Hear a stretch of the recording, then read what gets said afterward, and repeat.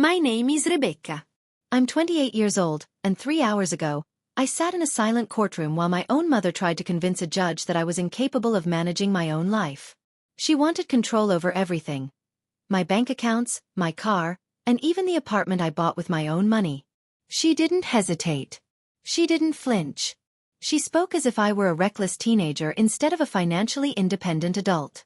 Her attorney smiled confidently, like the outcome was already decided. That smile didn't last long. As the judge reviewed my financial records, something shifted. His expression tightened. His posture stiffened. Then abruptly, he stood so fast his chair scraped loudly against the floor. "This proceeding stops immediately," he said. Call security. The courtroom froze. Before I explain what happened next, tell me this. Where are you watching from today? Drop your location in the comments, and if you've ever felt betrayed by someone who was supposed to protect you, make sure to stay with me. Because what led to that moment didn't start in a courtroom. It started decades earlier. I was 7 years old the day my mother decided I was inconvenient. "Rebecca's going to stay with Grandma and Grandpa for a while," she said casually one Tuesday morning.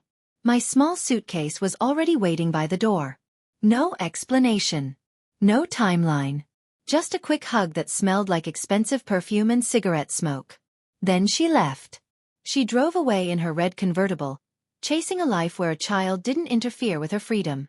And just like that, I stopped being her responsibility. My grandparents' estate in Connecticut sat on 12 pristine acres. The house looked like something out of a history book. Marble floors, towering windows, priceless artwork lining the walls. To outsiders, it screamed wealth and privilege. To me it became safety. My grandmother, Eleanor, ran that household with absolute precision. Breakfast at 7. Homework immediately after school. Piano lessons every Thursday. She believed discipline built character and that structure saved children from chaos. Stand up straight, Rebecca, she'd say. Posture reflects integrity. My grandfather, Charles, was quieter but no less influential. On Sunday mornings, while flipping pancakes, he taught me about investments instead of sports. He explained compound interest the way other grandfathers explained baseball scores. "Money isn't power," he'd tell me. "Understanding money is." My mother appeared occasionally. Birthdays, holidays, special events. She arrived with expensive gifts and dramatic stories, promising quality time that never actually happened. There was always somewhere else she needed to be. Another party. Another opportunity. Another man. By the time I turned 12, I stopped expecting her to come back for me. I learned something important early on. Home isn't where you're born. It's where you're wanted. At 14, she sent me to an elite boarding school, framing it as an opportunity. In reality, it was distance disguised as generosity. Ashford Academy was immaculate, expensive, and emotionally cold. Most of us there were children of ambition, raised by absence. I thrived academically. Numbers made sense when people didn't. Math had rules. Outcomes. Logic. It never abandoned me. While other students spent breaks traveling with family, I returned to my grandparents' estate, where lessons continued, etiquette from Eleanor, business strategy from Charles. By the time I was old enough to drive, I understood real estate, investment portfolios, and trust management. And without realizing it, I was being prepared for something far bigger than I ever expected. But none of that explains why my mother would later try to declare me mentally unfit in a court of law, and what my grandparents secretly put in place long before she ever tried. By the time I turned 15, I understood something most kids never have to articulate. My mother didn't leave because she had to. She left because she wanted to. Ashford Academy looked impressive from the outside. Ivy-covered buildings, perfectly trimmed lawns, uniforms that cost more than some families' rent. Parents bragged about sending their daughters there like it was a badge of honor. My mother certainly did. Every time she mentioned it, she made sure people knew she was investing in my future. What she didn't mention was that Ashford was convenient. It kept me out of her way while allowing her to appear generous, involved, and successful. The school itself was intense. Small classes, demanding coursework, teachers who expected excellence as a baseline. Most of the girls came from families similar to mine. Wealthy, polished, emotionally distant. We bonded not over closeness, but over shared understanding. We were children raised by schedules, assistance, and expectations. I poured myself into academics because it was safer than attachment. People leave. Numbers don't. Mathematics became my refuge. There was comfort in formulas that always resolved, systems that behaved predictably if you understood the rules. While other girls worried about popularity or weekend plans, I stayed in the library, chasing certainty. During school breaks, I returned to my grandparents' home. Eleanor maintained her standards as if time itself obeyed her rules. Formal dinners. Correct posture. Proper conversation. She believed preparation was love, even if she never used the word. Charles, on the other hand, prepared me quietly. He showed me spreadsheets tracking investments, explained how markets reacted to fear, and taught me how to read between numbers. Anyone can earn money, he once said, tapping the table for emphasis. But very few people know how to protect it from themselves, and from others. At the time, I didn't understand how literal that warning would become. My mother's presence continued to fade. Birthday phone calls became texts, sometimes late. Christmas gifts arrived without notes, clearly selected by someone else. He wasn't angry anymore. Anger requires expectation. I had moved past that. When I graduated from Ashford as one of the top students, she attended the ceremony, but only just. She arrived late, sunglasses still on indoors, and smiled brightly for photos.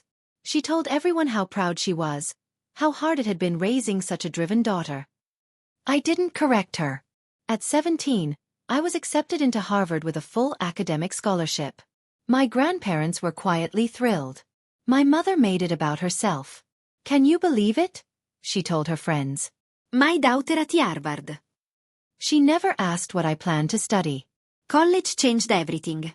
For the first time, I wasn't surrounded by expectations tied to family reputation. Business school felt familiar in the best way. Like all those Sunday lessons with Charles had been training for this moment. I worked relentlessly. Not to impress anyone, but because competence felt like freedom. I graduated with honors, earned internships on merit, and built a reputation that had nothing to do with my last name. My mother barely noticed.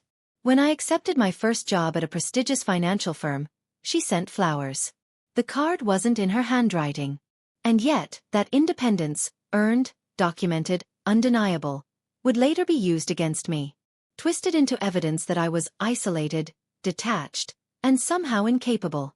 I didn't know it yet, but everything I'd built, my discipline, my distance, my self-reliance, was about to be reframed as a flaw. And the moment my grandparents were gone, my mother finally saw me. Not as her daughter, but as an obstacle. What happened after my grandparents' deaths revealed exactly why they'd prepared me so carefully, and why my mother waited years before making her move. My grandmother's funeral took place on a gray October morning, the kind of day that feels intentionally heavy.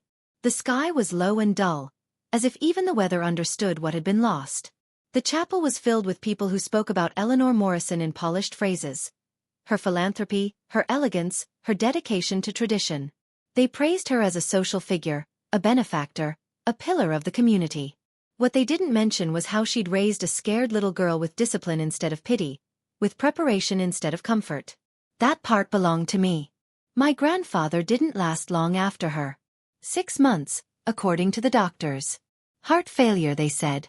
But when you've watched two people build a life together for nearly half a century, you know when one simply doesn't know how to exist without the other. The will was read in the same law office where my grandparents had handled their affairs for decades. Dark wood panels. Shelves of leather-bound volumes. An antique clock ticking loudly enough to measure tension. My mother arrived late, dressed impeccably in black, her grief carefully curated. She hugged the attorney, murmured condolences, and took a seat beside me like we were allies. We weren't. The majority of the estate, the attorney said evenly, including all properties, investment accounts, and business holdings, will be transferred to Rebecca Alexandra Morrison.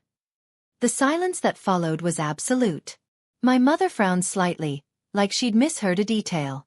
I'm sorry, she said. Could you repeat that? The attorney did slowly. Clearly. Everything, my grandparents' homes, their portfolios, their controlling business interests, was mine. With one specific condition. All assets were to remain solely under my control. My mother's face drained of color. "There must be a mistake," she said tightly. "I'm their daughter." The attorney adjusted his glasses. "Your parents were very clear. They believed Rebecca demonstrated the judgment and responsibility required." What he didn't read aloud was the handwritten note attached to the document. I saw it when he passed the folder to me. "Rebecca has shown more integrity in her young life than many do in 70 years. This is not favoritism. It is trust." My mother requested copies of everything, her voice clipped, controlled, barely holding back something darker. In the parking garage afterward, she finally spoke. "This is temporary," she said. "You're too young to handle this kind of wealth alone." I looked at her and realized something unsettling. She wasn't worried about me. She was offended. Hurt. Furious that her parents had chosen differently than she expected. "I'll be fine," I said. "Grandpa taught me well." Her laugh was sharp. "We'll see." For the next year and a half she transformed. Suddenly, she called weekly. Sent thoughtful gifts. Suggested lunches, trips, conversations about reconnecting. To anyone else, it would have looked like reconciliation. To me, it felt rehearsed. Then came the questions. Had I hired an advisor? Did I really understand tax exposure? Was I sure my investments were diversified enough? She framed every suggestion as concern, every critique as love. "You know," she said once, "inherited money is very different from earned income." That sentence stuck with me. By month 15, the suggestions became proposals. Joint accounts. Shared oversight. For protection. For efficiency. I documented everything. Every call. Every message. Every subtle escalation. Not because I suspected what was coming, but because my grandfather had taught me that patterns reveal intent. The breaking point came one Tuesday morning when I walked into my apartment lobby and saw her sitting there, chatting with the concierge like she belonged. "Surprise," she said brightly. Lunch that day wasn't spontaneous. Reservations had been made. Timing had been planned. And when the plates arrived, she made her move. "I think we need to talk seriously about your finances," she said. That's when I knew. This wasn't about guidance. It was about control. 3 weeks after that lunch, I received a letter that turned suspicion into certainty, and revealed just how far my mother was willing to go. The envelope arrived on a Tuesday morning, thin but heavy with intent. It wasn't handwritten. It wasn't personal. It carried the kind of formal weight that only legal stationery can. The return address belonged to a law firm I didn't recognize. Patterson, Williams and Associates. I opened it standing in my kitchen, still in work clothes, expecting something routine. A notice. A question. Maybe a misguided attempt at advice. Instead, I found myself reading words that didn't seem real. My mother was petitioning the court for conservatorship over my assets. According to the filing, I was mentally unfit to manage my inheritance. Emotionally unstable. Financially inexperienced. Vulnerable to manipulation. The letter claimed she was acting out of concern, that she feared I would destroy my future without proper oversight.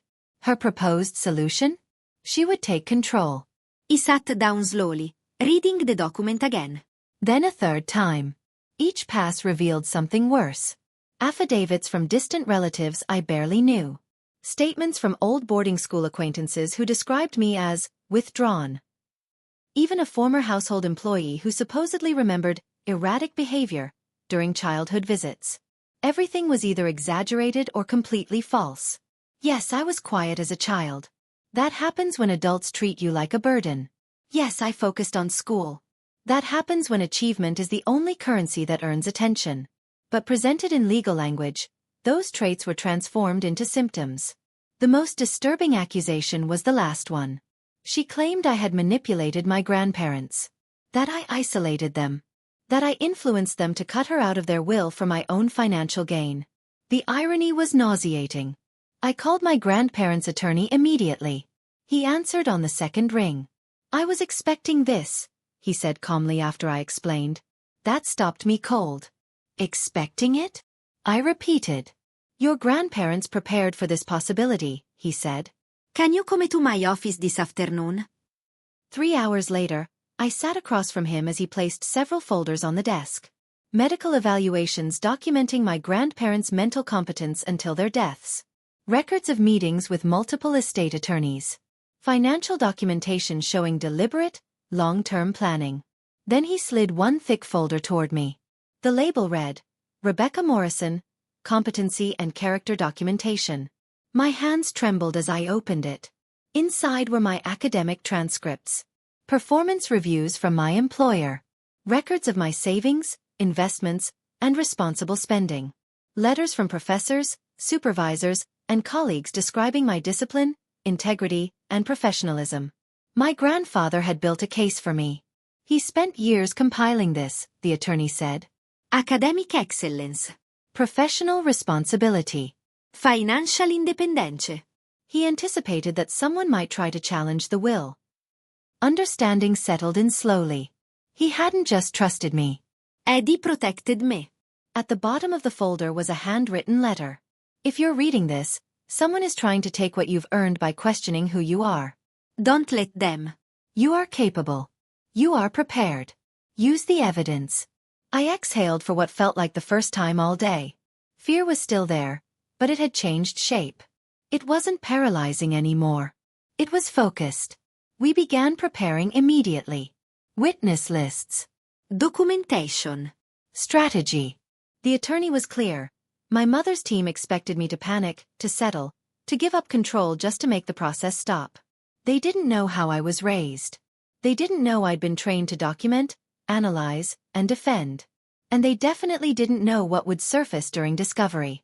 Because hidden inside the evidence she submitted against me was proof of something far worse. When we examined my mother's own filings, we discovered transactions that should never have existed, and crimes she never expected the court to notice. Boxes of documents arrived from my mother's legal team, bank statements, credit histories, transaction summaries, meant to prove I was reckless, impulsive, and unqualified to manage wealth. Patterson, Williams and Associates clearly believed volume would overwhelm substance. They were wrong. My attorney and I spread the paperwork across the conference table late one evening, highlighters ready, coffee growing cold. At first glance, everything looked ordinary. Account activity, transfers, credit lines. But then something caught my eye. Dates. Look at this, my attorney said, sliding a statement toward me. These transactions are being presented as your spending habits. But where were you in March of 2019? In Boston, I replied immediately. Full-time. I didn't even own a car then. The highlighted entries showed a credit card opened in my name. The application address was my mother's home in Connecticut. The signature was shaky, but familiar. My stomach dropped. We checked another document. Same pattern. Another account. Another address. Another signature. She had been using my identity. 4 years. Credit cards. Loan applications. Account openings. All submitted under my name, my social security number, my financial profile. Some dated back to when I was still in college. Others overlapped with periods when I was out of the country for internships. She's been doing this systematically, my attorney said grimly. And she submitted this as evidence against you. I stared at the papers, my thoughts racing. Why would she do that? Doesn't this prove she's the one who can't be trusted? It does, he said. But it also tells me something else. What? She didn't expect us to look closely. Either her legal team had failed to review their own evidence, or they assumed the court wouldn't notice inconsistencies buried in financial jargon. Both possibilities suggested dangerous overconfidence. We began cataloging everything. Dates. Locations. Forged signatures. Unauthorized activity. By the end of the week, the pattern was undeniable. She had been building debt and credit history in my name while quietly benefiting from it herself. And then something else surfaced. While reviewing the list of witnesses her team intended to call, I froze when I saw a familiar name. Patricia Henley. My grandmother's personal assistant. She had worked for my grandparents for nearly 15 years. She knew everything. Their schedules. Their health. Their decision-making processes. If Patricia was testifying for my mother, something was very wrong. I called her immediately. Rebecca, she said the moment she recognized my voice. Relief poured through the line. I've been hoping you'd contact me. She told me she had never agreed to testify for my mother. The law firm had called her, asked questions, and twisted her words. She told them the truth, that my grandparents were sharp, deliberate, and careful to the very end. Then she hesitated. "There's something else," she said quietly. "Something your grandfather asked me to keep." That's when she told me about the private investigator. My grandfather had hired him 2 years before his death. He suspected financial misconduct, specifically involving my mother and my identity. The investigator confirmed it, documented it, traced it back nearly 8 years. "And I have the reports," Patricia said. "All of them." 3 days later, I sat in my attorney's office reading evidence that felt surreal. Not just identity theft involving me, but a broader pattern of manipulation tied to people my mother had worked for over the years. "This changes everything," my attorney said. "We weren't just defending anymore. We were exposing something she never imagined would come into the light."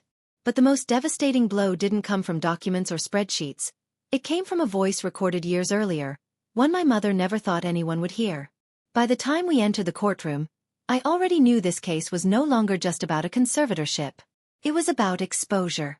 Judge Harrison Mitchell was exactly the kind of judge my mother should have feared. Experienced, sharp, and visibly unimpressed by theatrics.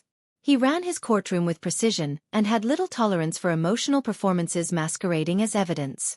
My mother, however, seemed unaware of that reputation. She arrived dressed in understated elegance, projecting the image of a worried parent. Soft makeup. Neutral tones. Concern carefully etched into every expression. If someone didn't know her, they might have believed her story. Her attorney opened with a polished narrative. A loving mother, alarmed by her daughter's isolation and sudden access to significant wealth. He spoke about responsibility, protection, and oversight. The language was careful, almost comforting. Judge Mitchell listened without reacting. When it was our turn, my attorney stood and spoke plainly. "This is not a case about protecting a vulnerable adult," he said. "It is a case about an estranged parent attempting to seize control of assets she believes should have been hers." The judge leaned forward. "And," my attorney continued, "we will show that in attempting to prove her daughter's incompetence, the petitioner has submitted evidence of her own long-term financial misconduct." My mother's face stiffened. The first witnesses were predictable. Former acquaintances who described me as quiet. A financial consultant who criticized my spending without understanding context. Each testimony sounded serious, until cross-examination reduced it to assumptions and half-truths. Then my mother took the stand. She spoke with practiced emotion. Described her worry. Claimed she'd tried to guide me, but I'd pushed her away. She said she feared I would regret my financial decisions and wanted only to help. For a moment, the room felt uneasy. She was good at this. Then cross-examination began. My attorney didn't raise his voice. He didn't accuse. He asked questions. How often had she contacted me before the inheritance? Phone records were produced. 17 calls in 5 years. How often had she visited me? She couldn't answer. Did she know where I worked? What my degree was in? When my birthday was? She didn't. Each question chipped away at the illusion. Then my attorney asked for permission to introduce audio evidence. The room shifted.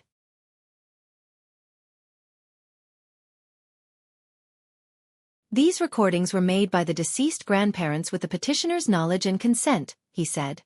They document discussions about estate planning. Judge Mitchell nodded once. Proceed.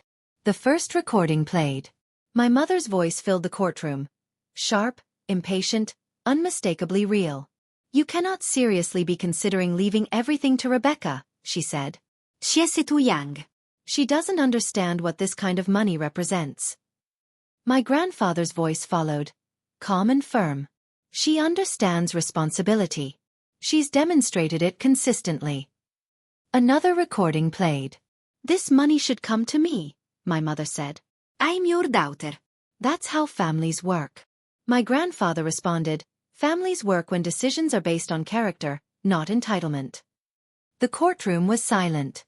The final recording was the worst. "She's manipulating you," my mother accused. "She's isolating you so she can inherit everything." No, my grandfather replied. Loving Stati Uniti. There's a difference. When the audio stopped, my mother stared at the table in front of her.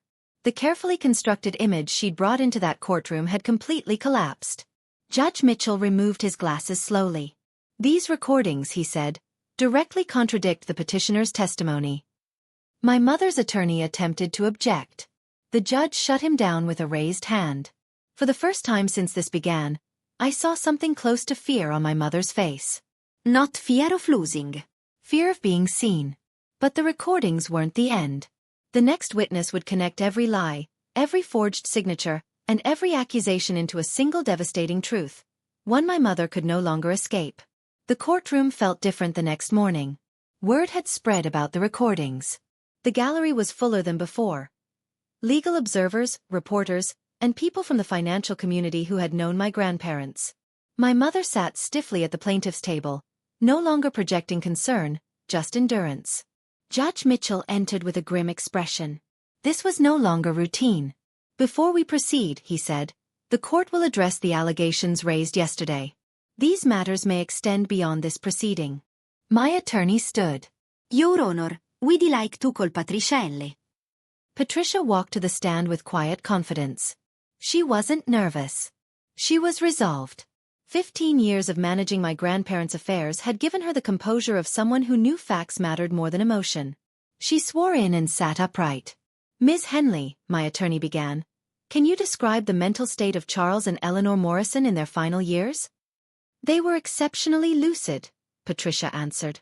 They scheduled regular medical evaluations specifically to document their competency. This was their decision, not anyone else's. She explained how my grandparents consulted multiple attorneys, reviewed drafts of their will over months, and made changes deliberately. There was no confusion. No coercion. No hesitation. Then my attorney asked the question I'd been waiting for. Did Mr. Morrison hire a private investigator? Patricia nodded. Yes. Approximately 2 years before his death. The room stirred. He suspected unauthorized financial activity involving Rebecca's identity, she continued. The investigator confirmed it. Documented it extensively. Judge Mitchell leaned forward. Unauthorized by whom? By Mrs. Morrison, Patricia said evenly. My mother's attorney objected. The judge overruled without hesitation. Patricia detailed the findings, accounts opened in my name, credit accessed without consent, signatures forged. She explained that my grandfather had been deeply disturbed, not just as a parent, but as a businessman who recognized patterns of fraud. He told me, Patricia said, that he'd seen this behavior destroy families and livelihoods. He wanted to ensure Rebecca was protected. Then came the final revelation. In their last year, Patricia said, Mr. and Mrs. Morrison created a fraud protection protocol. They documented conversations, preserved evidence, and prepared records in case the will was challenged. Judge Mitchell exhaled slowly. So they anticipated this exact situation. Yes, Your Honor. The implications settled heavily over the room. My mother's attorney declined to cross-examine. The judge turned to him anyway. Mr. Patterson, does your client still wish to proceed with this petition? A whispered conversation followed at the plaintiff's table. My mother's jaw tightened. Her attorney finally stood. Yes, Your Honor.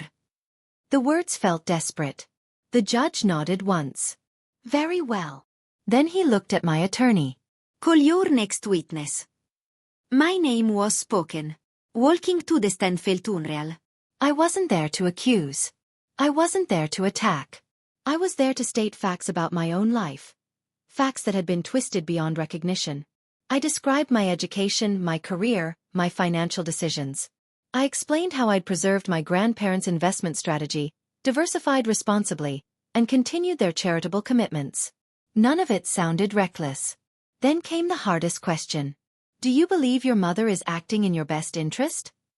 I paused. No, I said quietly. I believe she's acting in her own. Silence followed. I added one final sentence, one I hadn't planned but knew was true. She didn't want to raise me. She just wants what raised me. Judge Mitchell watched me closely. When I stepped down, I knew something had shifted. Not just legally but morally. The narrative my mother had constructed could no longer stand. What happened next wasn't a dramatic outburst or a clever argument. It was a single question from the judge that unraveled everything my mother had left. The courtroom was silent when I returned to my seat. Not the tense kind of silence that waits for chaos, but the heavy kind, where everyone senses a conclusion forming whether they're ready for it or not. Judge Mitchell leaned back in his chair, fingers steepled, eyes fixed on my mother. He wasn't looking at her with anger.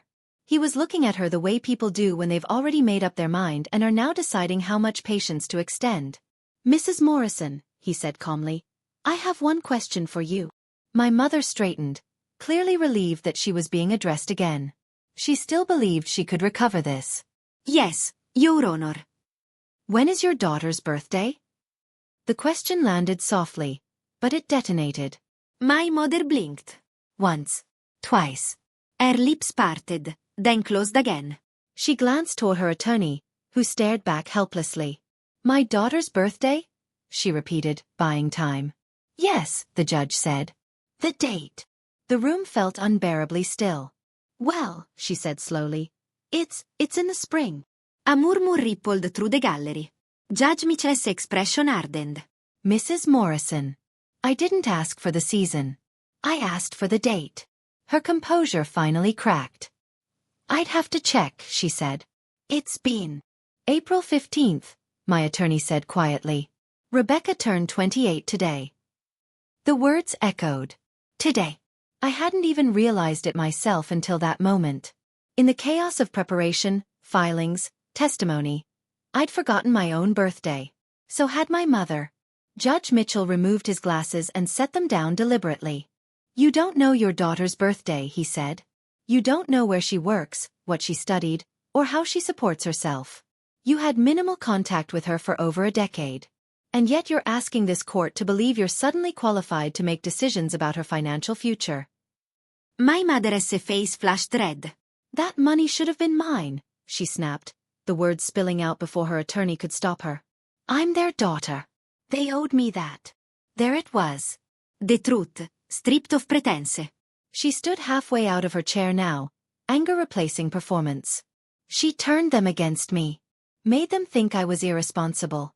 I spent my entire life trying to meet their expectations, and they handed everything to her like she deserved it more. Judge Mitchell struck the gavel. "Enough." But she couldn't stop. "I'm blood," she said. "She's just a grandchild." The judge's voice was ice cold. Blood does not entitle you to control someone else's life. The courtroom felt stunned. Even her attorney had stopped trying. Judge Mitchell leaned forward. "Mrs. Morrison, this court has heard days of testimony. We've reviewed extensive documentation. And we've listened to recordings made by your own parents. There is no credible evidence that your daughter is incompetent." He paused. "There is, however, significant evidence that you attempted to use the legal system to gain access to assets you felt entitled to, despite a lack of relationship, trust, or lawful authority." My mother sank back into her chair. "Furthermore," the judge continued, "this court cannot ignore the evidence of identity theft and financial misconduct presented during this proceeding." Her breath caught audibly. "I will render my final ruling shortly," he said. "But I want to be clear about something." He looked directly at her. This court does not reward abandonment followed by entitlement. When the judge called for recess, the gallery erupted in whispers. Reporters rushed for phones. My attorney leaned toward me and spoke quietly. "It's over," he said. "She knows it. The court knows it." I looked at my mother. She didn't look at me. Not once. And in that moment, I realized something powerful. She hadn't lost because I fought her. She lost because the truth finally spoke louder than her narrative. The final ruling didn't just end the case. It triggered consequences my mother never imagined. What the judge ordered next changed everything. When Judge Mitchell returned to the bench, the courtroom stood in unison. The energy had shifted again. No longer suspenseful, but heavy with inevitability. This wasn't about winning or losing anymore. It was about accountability. Judge Mitchell didn't rush. He adjusted his papers, glanced once at the legal teams, then fixed his attention on my mother. "I've presided over family court matters for more than 20 years, he began. "I've seen disputes rooted in grief, confusion, and genuine concern. This is not one of those cases. My heart pounded, but I stayed still. Rebecca Morrison, he continued, has demonstrated exceptional competence. Her education, professional record, financial decisions, and testimony all support one conclusion. She is fully capable of managing her assets. Relief washed through me, sharp and sudden. The petition for conservatorship, the judge said firmly, is denied in its entirety. My mother's shoulders slumped. But Judge Mitchell wasn't finished. During the course of this proceeding, he said, the court was presented with extensive evidence of potential criminal activity, specifically identity theft, fraud, and unauthorized financial access carried out in the respondent's name. My mother's attorney stiffened. This court is not a criminal venue, Judge Mitchell continued, but it is not blind. All relevant records submitted here will be forwarded to the State Attorney General's office for further investigation. My mother let out a broken sound somewhere between a gasp and a sob. Additionally, the judge said, given the frivolous nature of this petition and the apparent bad faith under which it was filed, the petitioner will be responsible for all court costs and reasonable attorney's fees incurred by the respondent. That landed like a physical blow. Then came the part that stunned the room. Mrs. Morrison, Judge Mitchell said, his voice lower now, you abandoned your daughter at a young age. You did not raise her. You did not support her financially or emotionally. Others did. He gestured subtly toward me. When those same people chose to leave their estate to the person they actually raised, you attempted to override their decision by questioning your daughter's sanity. My mother stared at the floor. This court finds that behavior morally indefensible, the judge concluded. You are not entitled to assets you neither earned nor protected. The gavel struck. Court is adjourned. For a moment, no one moved. Then the room erupted, reporters standing, people whispering, attorneys shaking hands. My attorney turned to me with a rare smile. You're free, he said. Legally. Completely. I nodded, but I couldn't speak yet. Across the room, my mother sat frozen as her attorney packed his briefcase. When she finally stood, she looked smaller than I'd ever seen her. Not defeated exactly. Exposed. She glanced at me once. Just once. I waited for something. An apology. An explanation. Anything. She straightened her shoulders, lifted her chin, and walked out of the courtroom without a word. And oddly enough, I didn't feel abandoned this time. I felt finished. Later that afternoon, as I sat alone in my apartment, the weight of it all settled in. The inheritance was secure. The threat was gone. The truth was on record. But the most important thing wasn't the money.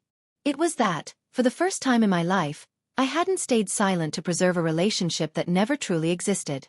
I had stood in public and told the truth. And the truth had stood with me. 3 months later, I learned that the courtroom ruling was only the beginning, and that my mother's actions would follow her far beyond family court. 3 months passed quietly, or at least, as quietly as life allows after something like that. The media cycle moved on. The reporters stopped calling. My inbox returned to normal.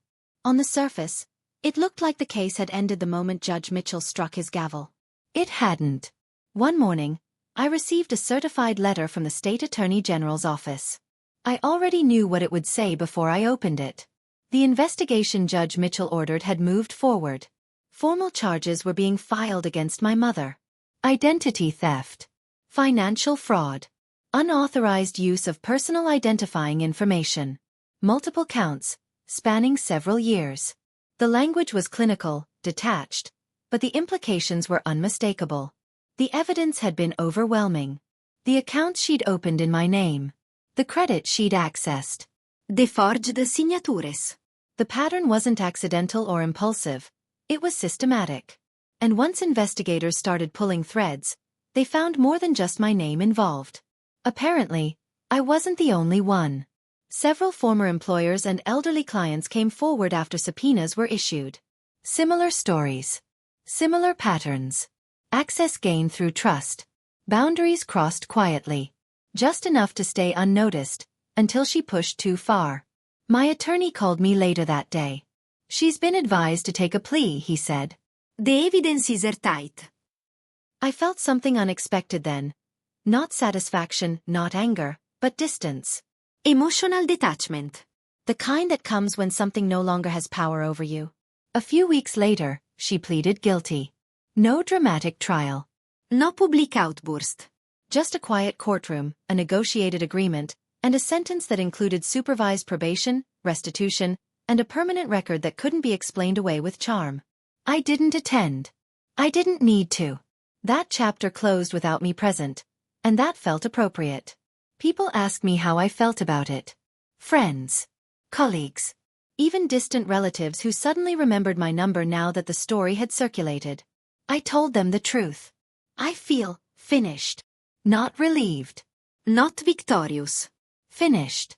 The absence of my mother from my life didn't feel new. What felt new was the absence of fear. The absence of waiting for the next move, the next manipulation, the next attempt to rewrite reality.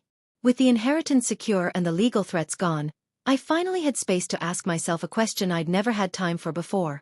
What do I actually want? The answer surprised me. I didn't want bigger houses or louder symbols of success. I wanted purpose. I wanted to use what I'd learned, the good and the painful, to build something that prevented stories like mine from repeating. So I left my firm. 6 months later, I launched my own financial planning practice. One focused not just on wealth growth, but on ethical transfer, documentation, and boundaries. I specialized in helping families navigate inheritance without destroying relationships. Or, when necessary, protecting individuals from relatives who confused entitlement with love. The demand was immediate. People came to me with stories that felt uncomfortably familiar. Parents manipulating adult children. Siblings weaponizing guilt. Money used as leverage instead of legacy. I didn't just understand the numbers.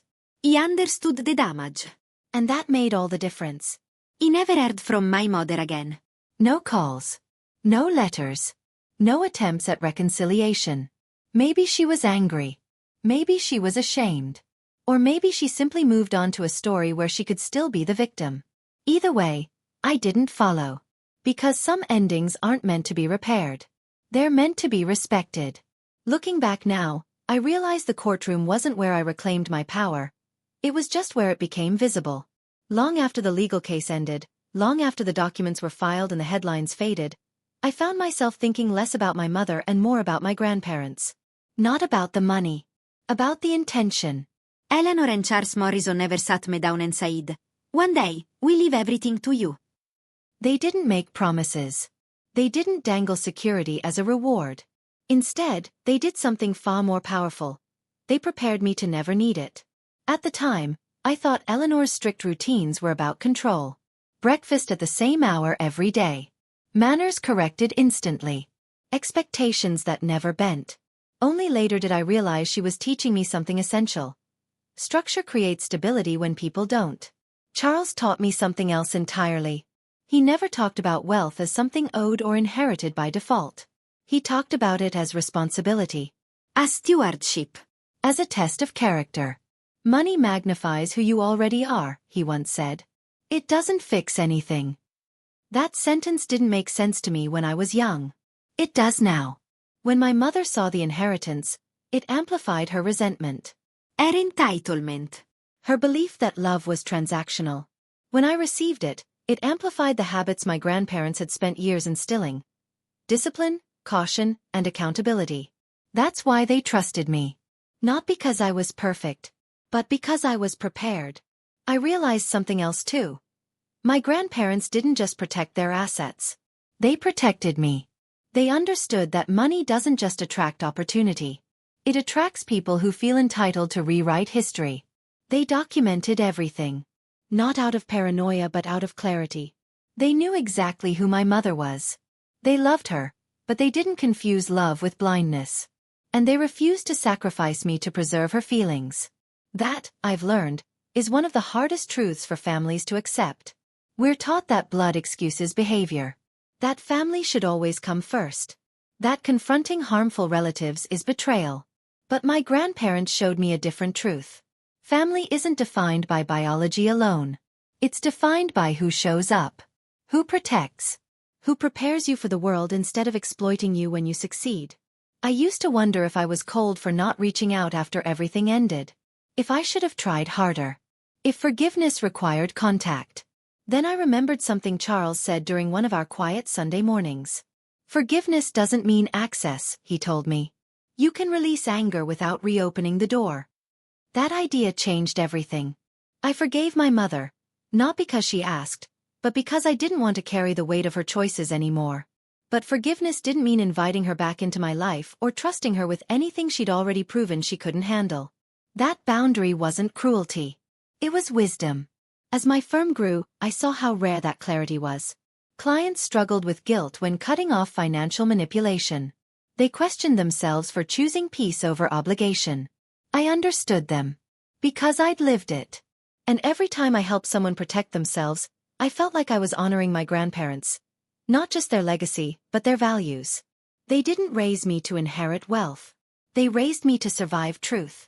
The most surprising part of this journey wasn't losing my mother. It was discovering what real independence actually feels like. For most of my life, I believed independence meant not needing anyone. That belief made sense for a child who learned early that reliance could disappear without warning. Independence meant safety, control, predictability. If I needed nothing from anyone, no one could take anything from me. Or so I thought. After the trial, after the legal dust settled and my mother vanished from my life completely, something unexpected happened. The silence didn't feel empty. It felt spacious. For the first time, I wasn't bracing myself for disappointment. That's when I realized independence isn't isolation. It's choice. I began to notice the people who had quietly been there all along. Friends who didn't need explanations. Colleagues who supported me without curiosity or judgment. Mentors who checked in not because they wanted something, but because they cared how I was holding up. None of them shared my last name. And yet, they showed up in ways my mother never had. It forced me to confront an uncomfortable truth. I had spent years lowering my expectations for one person while holding everyone else to higher standards. I excused her absence because she was my mother. I explained away her indifference because family is complicated. But love that requires you to erase yourself isn't love. It's leverage. Redefining family meant giving myself permission to stop chasing approval that was never coming. It meant letting go of the idea that shared DNA guaranteed shared values. Family, I learned, is built through consistency. Through accountability. Through people who don't disappear when things get uncomfortable or expensive. This shift changed how I lived. I stopped apologizing for my boundaries. I stopped over-explaining decisions that were healthy but unpopular. I stopped feeling guilty for protecting myself. Instead, I invested in relationships that felt reciprocal, balanced, safe. I also changed how I approached my work. When clients came to me torn between loyalty and self-preservation, I didn't rush them toward dramatic solutions. I asked better questions. Who respects your autonomy? Who benefits from your self-doubt? Who shows up when there's nothing to gain? Those questions often answered themselves. Some clients cause reconciliation. Others cause distance. What mattered was that they chose consciously. Not out of fear, guilt, or obligation. That was the gift my grandparents gave me without ever saying it out loud. The understanding that love without respect is not something you owe gratitude for. I still think about my mother sometimes. Not with anger. Not even with sadness. More with clarity. She didn't fail me because she wasn't capable of love. She failed me because she confused love with entitlement, and saw independence as betrayal. That's not something I could fix. And accepting that freed me more than any court ruling ever could. Independence, I finally understood, isn't about standing alone. It's about standing honestly. It's about choosing relationships that don't require you to shrink, justify, or sacrifice your integrity just to belong. I didn't lose a family. I chose a healthier definition of one. There's one final truth this experience taught me. One that completely reshaped how I see power, boundaries, and self-worth. For a long time I thought power looked like control. Control over money. Over outcomes. Over people who might hurt you if given the chance. That belief made sense, given how my life started. When you grow up being discarded, you learn to grip tightly to whatever can't walk away. But everything that happened with my mother forced me to confront a deeper truth. Real power è se ne ti control. It's clarity. My mother believed power came from access. Access to accounts, to authority, to legal mechanisms that could force her way back into my life under the guise of protection. She thought if she could just get her hands on the structure, she could rewrite the story. She underestimated something fundamental. I knew who I was. Clarity is terrifying to people who rely on manipulation. When you're clear, you stop arguing with distorted versions of reality. You stop defending yourself against accusations that don't belong to you. You stop negotiating your worth. That's what happened in that courtroom. I didn't win because I had better lawyers or more documents, though those helped. I won because my story didn't change under pressure. The truth stayed consistent no matter who questioned it. My mother's story collapsed because it required performance. Mine held because it required honesty. That realization reshaped how I move through the world. I no longer confuse guilt with responsibility. Just because someone feels hurt doesn't mean I caused the harm. Just because someone wants access doesn't mean they deserve it. And just because someone shares my blood doesn't mean they share my values. Boundaries stopped feeling like walls and started feeling like clarity made visible. I also learned that strength doesn't always feel loud. Sometimes it feels like staying seated while someone else implodes. Sometimes it feels like answering calmly when someone is trying to provoke emotion. Sometimes it feels like walking away without the satisfaction of the last word. That kind of strength is quiet, but it's unshakable. In my work, I see this lesson play out again and again. The moment people stop trying to convince manipulators of their worth, everything shifts.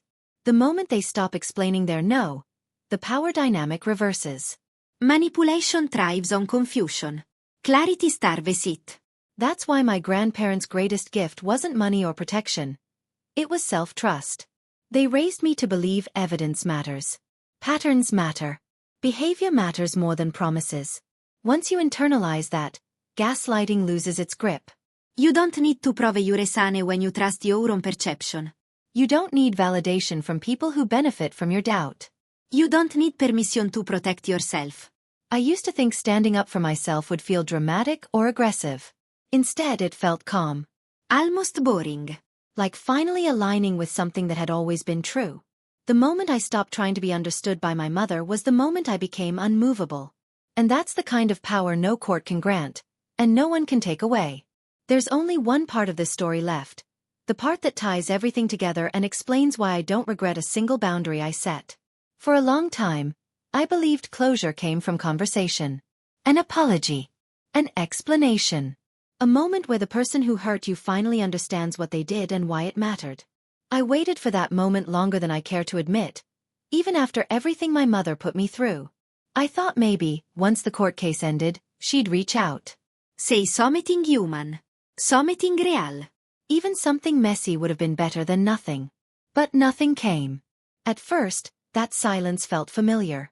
Then it felt intentional. And finally it felt instructive. Because the absence of closure from her forced me to create it for myself. I began to understand that closure doesn't require participation from the person who caused the damage. It requires acceptance of who they are, and who they are not willing to be. My mother showed me, repeatedly and publicly, who she was when power and entitlement were involved. The courtroom didn't change her. It revealed her. And once I accepted that, I stopped expecting her to become someone else. That realization was oddly peaceful. I stopped replaying conversations in my head. Stopped wondering what I could have said differently. Stopped imagining alternate versions of her that never existed in the first place. Instead, I focused on the life directly in front of me. My work flourished, not just financially, but emotionally. Every time I helped a client set a boundary without guilt, I felt a quiet affirmation that I was doing exactly what I was meant to do. I wasn't just managing wealth. I was protecting people from the kind of manipulation I'd survived. I also allowed myself to grieve, not the mother I had, but the one I never did. That grief wasn't loud or dramatic. It came in small waves. Moments where I realized I didn't have someone to call. Or when I noticed how easily others spoke about maternal support. But grief, when acknowledged, softens. When denied, it hardens. Accepting that loss made room for something better. Chosen connection. I built traditions with friends. Celebrated milestones with people who showed up consistently. I learned that love doesn't need history to be valid. It needs effort, presence, respect. The most surprising part was how little anger remained. Anger had fueled my survival for years. Letting it go didn't make me weaker. It made me lighter. I didn't need it anymore. I had clarity instead.